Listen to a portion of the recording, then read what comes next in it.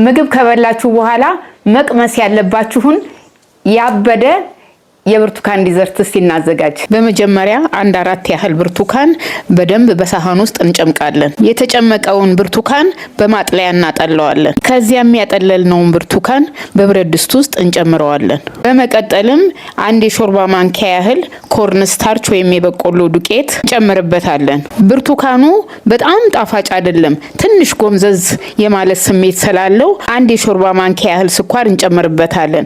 በጣም ጣፋጭ ከሆነ ግን ብርቱካኑ መጨመር ግዴታ አይደለም። ከዚያ በኋላ በደንብ አደባልቀነው እሳት ላይ እንጥድና ወፈር እስከሚልልን ድረስ ማማሰሉን ሳናቋርጥ በደንብ አድርገን እናበስለዋለን። አለበለዚያ ይጓጉልብናል።